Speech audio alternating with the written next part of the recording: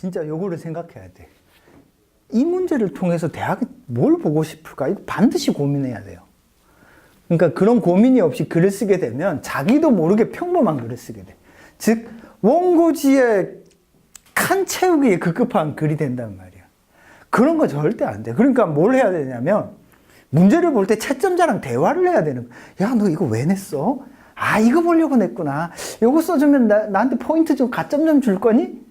아, 안 줄 것 같은데? 그럼 딴 거 한번 찾아볼게. 이렇게 내 머릿속에 채점자와 뭘 해야 돼? 대화를 해야 돼. 미친놈이 되는 거지.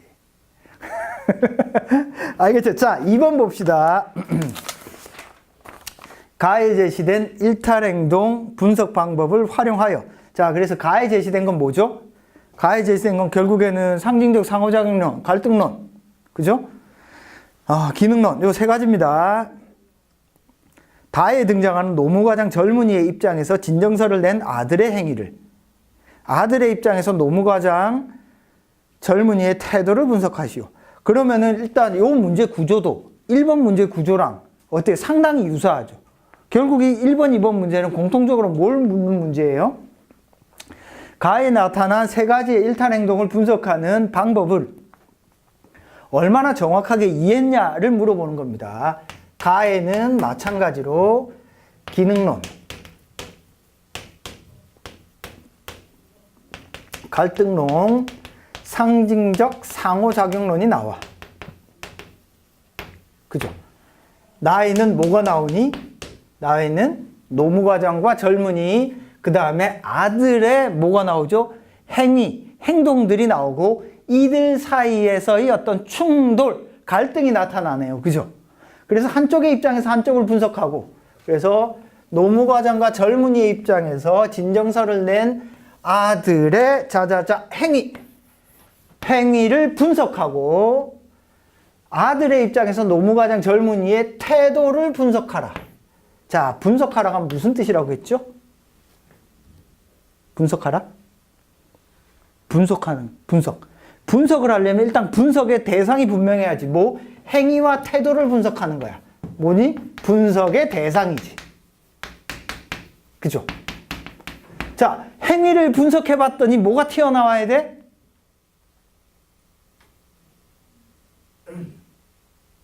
뭐가 튀어나와야 돼? 행위를 분석하면 뭐가 튀어나와야 돼? 그렇지. 행위의 동기가 나와야지. 행위의 이유나 원인이 나와야지. 그렇잖아요. 행위의 짠말은 뭐야? 이유나 원인이지. 그렇지 않아요? 행위에 뭘 물어요? 동기. 태도는. 가나 미팅을 나갔는데 논수쌤이 딱 앉아있어. 어떤 태도를 취할 거야?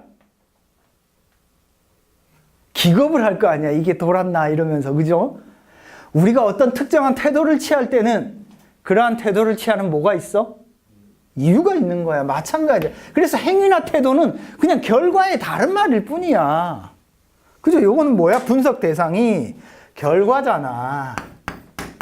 결과. 딱 보는 순간 이거 분석하라. 숨겨진 걸 분석해야지. 앞에 뭐가 생략돼 있다고 했어? 항상 숨겨진 것이 뭐니? 이유, 동기야. 이유, 동기. 그죠? 원인. 그죠? 그럼 딱 문제를 보는 순간 아이고, 아들이 이런 행위를 한 이유나 원인이 뭘지, 노무과장과 젊은이들이 그런 행위를 한 이유나 원인이 뭘지를 무엇과 연결시켜야 돼요?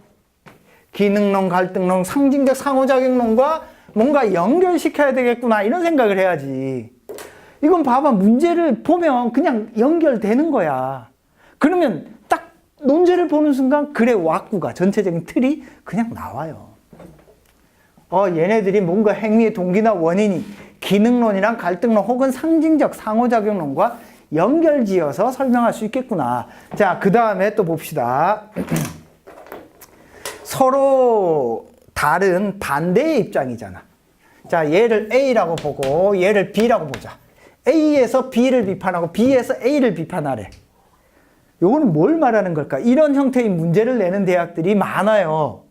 성균관대, 시립대는 3번 문제가 이런 형태로 자주 나와요. 시립대, 성균관대 3번 문제가. 즉 대표적으로 이렇게 서로 다른 대립되는 관계 중에서 한쪽의 입장에서 한쪽을 비판하세요. 어떤 게 있을까? 서로 다른 두 입장. 이런 거지. 예를 들어서 효율성과 형평성, 자유와 평등, 개발과 보존. 이런 주제들 있죠. 이런 주제들. 이런 주제들을 쓰기 무지 어려워. 의외로 잘 안 써져요. 생각보다 까다롭단 말이야. 이 문제를 딱 보는 순간 둘이 충돌하네? 둘이 충돌하잖아요. 쉽게 잘 해결이 안 돼. 뭔가 복잡하겠구나. 이런 생각들을 조금 하셔야 됩니다. 알겠죠? 무슨 말인지. 자, 그러면 분석 대상은 이들의 행위니까 이들의 행위를 한번 차근차근 읽어봅시다. 다를 보죠. 자, 다를 보면 성창비료 석교 공장은 연간 40억 규모의 흑자를 내고 있다. 자, 이 공장은 어때? 40억의 흑자를 내는 공장이야. 40억 정도면 뭐 작은 공장인가요? 근데 옛날 이야기잖아, 그치? 폐기 처리 과정에 대한 근본적인 개선책은 없고 야음을 타서 암모니아 가스를 대량 배출했다. 그래서 폐수가 막 흘러가지고 하루에 오징어 잡이 추루하던 어민의 심한 두통과 구토증으로 실시한 사건이 있다. 어때? 환경오염을 시킨 거야. 폐수를 올려서. 그래서 어때? 어민들에게 그리고 자연에게 바다를 오염시키네. 다른 사람들에게 뭔가 피해를 주고 있네요. 그죠? 그죠? 40억의 흑자를 내고 있대. 그러면 페이지 넘겨서 4쪽 봅시다. 아들놈이 낸 진정서가 틀림이 없습니까? 석교공장 노무과장에게 물었다. 분명합니다. 알고 보니 자제분은 이 방면의 삼습범이더군요. 지난 6월에는 풍천화학을 상대로 진정서를 낸 바 있다. 어찌됐건 아들이 뭔가 진정서를 자꾸 내네요. 그죠? 그래서 어떻게 되니? 물고기가 떼죽음을 당하네. 그지? 노무과장 목소리가 열을 띠더니 새나 물고기란 말을 힘주어 강조했다. 인간이 먹고 사는데 새나 물고기 좀 죽으면 어떠냐? 그 얘기를 하는 거죠. 그죠? 한 젊은이가 가소롭다는 듯이 시큰둥 말했다. 국민소득 1,000달러 달성해. 국민소득이 1,000달러 시대야 지금. 우리나라 국민소득 1,000달러면 언제니? 국민소득 1,000달러면 어때? 지금은 얼마죠? 우리나라 국민소득이 얼마야 지금? 대략 2만 달러 정도 되잖아요. 1,000달러면 지금은 몇 배야 몇 배? 20배지 20배 그지? 그러니까 20분의 1로 작은 거야. 그러니까 40억이 흑자면 이 기업은 얼마의 흑자를 버는 거야? 오늘날로 치면 곱하기 20 하면 거의 1,000억이야 1,000억. 그죠? 1,000억 정도 흑자를 보는 기업이니까 이 작은 회사가 아닌 거지. 알겠죠? 무슨 말인지? 그러니까 이런 어떤 기업이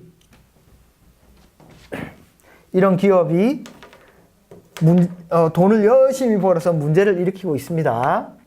자, 그래서 아들이 자꾸 진정서를 낸단 말이야. 그럼 이거 뭐로 분석을 할 거야? 자, 기능론의 핵심은 뭐죠? 사회화죠, 사회화. 설명 가능해요? 어떻게 설명하면 되니? 노무과장 젊은이의 입장에서 아들, 아이고, 우리 사회가 추구해야 돼. 열심히 돈 벌어서 잘 먹고 잘 살아야 될 어떤 가치를 아들내미가 어떻게 하는 거야?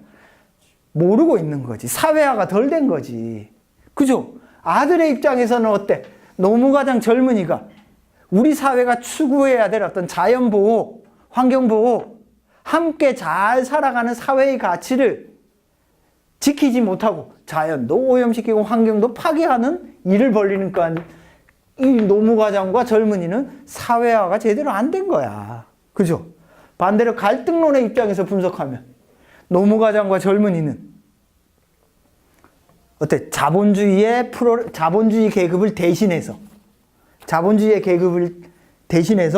부를 열심히 일구어가는 어떤 집단, 자본가 계급을 대신해주는 상징한다면 아들은 사회적 약자인 플로레타리아 계급을 대신하는 거지. 그치? 그렇게 분석하면 되겠네요. 상징적 상호작용론으로 분석하면 이건 분석하기 좀 어려워요. 어렵긴 한데 하려고 그러면 할 수도 있어.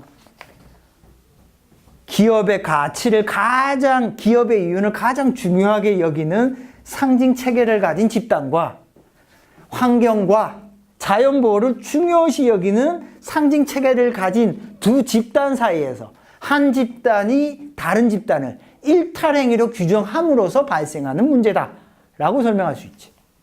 알겠죠? 무슨 말인지. 그러니까 이번 문제는 기능론, 갈등론, 상징적 상호작용론으로 사실 모두 다 설명할 수 있어요. 다 설명할 수 있는데 그 설명의 논리가 타당하면 다 정답이야. 알겠죠? 무슨 말인지. 자, 오케이. 답을 한번 볼까요? 해설지 한번 봅시다. 해설지의 두 번째 한번 보겠습니다. 24쪽.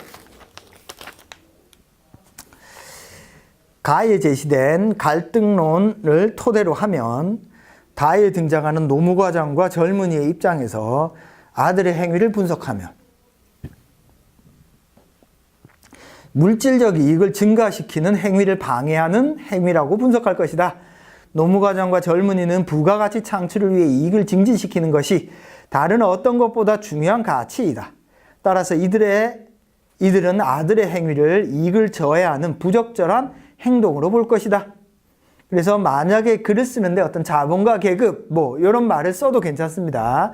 반면 아들의 입장에서 노무과장과 젊은이의 태도를 분석하면 물질적 탐욕에 눈이 멀어 자연과 노동자를 착취하는 갈등의 주범으로 볼 것이다. 진정서에는 암모니아 가스를 다량으로 배출하고 그 결과 어민이 실신하는 피해를 입는 모습을 보여준다. 즉 노무과장과 젊은이는 갈등을 일으키는 근본적인 원인인 것이다.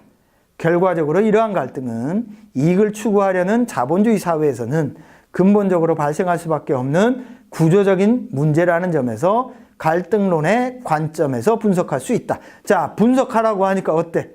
가로는 다를 이렇게 분석하고 노무과장과 젊은이, 그 다음에 아들의 입장에서 노무과장과 젊은이의 태도를 어떻게 분석할 수 있는데, 그래서 갈등론으로 분석하는 게 제일 낫다라고 결론에서 분명하게 제시하고 있죠. 그죠? 자, 이런 형태로 쓰되 기능론으로 써도 되고 상징적 상호작용론으로 써도 됩니다. 다 돼. 근데 상징적 상호작용론은 조금 쓰기 어려울 거예요, 아마.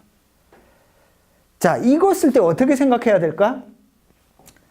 기능론, 갈등론, 상징적 상호작용론 중에 이거 뭘 골라서 써야 돼?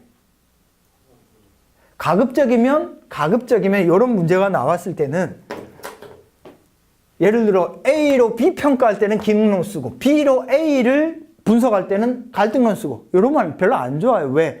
글의 일관성이 떨어지잖아.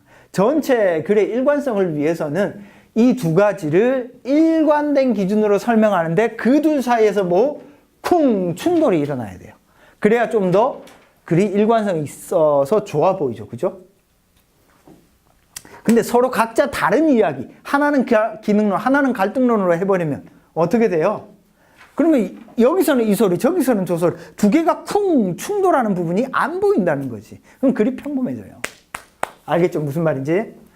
자, 그래서 이 1번 문제가 하나의 어떤 개념과 이론을 얼마나 잘 적용할 수 있냐의 문제라면 2번은 조금 일관성을 가지고 세 가지 중에 하나를 택해서 낯선 어떤 소설에 등장하는 사건을 논리적으로 풀어낼 수 있는지를 물어보는 문제다. 그런 점에서 1번, 2번은 똑같은 형태의 문제예요. 낯선 개념과 그 개념을 얼마나 구체적인 사건에 잘 적용할 수 있느냐를 보는 문제다. 알겠죠? 무슨 말인지. 오케이. 2번 설명 여기까지 합시다. 자, 방금 설명한 것 중에 뭔가 궁금하거나 의문나는